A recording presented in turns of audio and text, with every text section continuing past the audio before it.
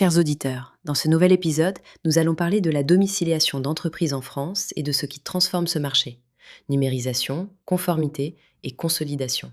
Le contexte montre un secteur à la croisée des services administratifs et immobiliers, où les entreprises recherchent une adresse légale sans charge lourde et où la réglementation, notamment le code de commerce et l'agrément préfectoral, encadre l'activité. Pour les investisseurs, la thèse est que la valeur va se déplacer vers des opérateurs offrant des services digitalisés et intégrés.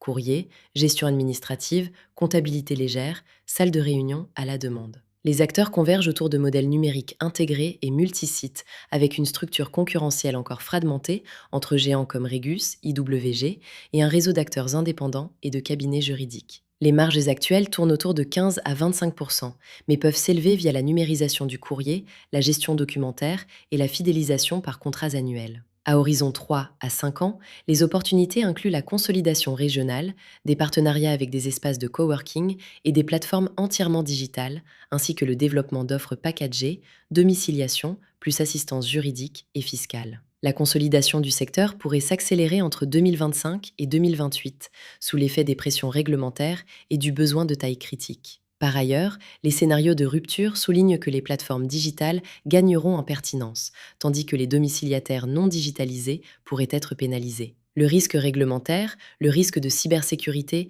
et la pression concurrentielle imposent, pour les dirigeants, de se digitaliser rapidement et d'assurer une conformité continue. Enfin, les axes de travail prioritaires proposés pour les dirigeants incluent la digitalisation du cycle client, la sécurisation de la conformité, le développement d'offres intégrées et le déploiement régional par des partenariats solides. Conclusion. D'ici 2026 à 2030, la valeur se déplace vers des opérateurs numériques et interopérables.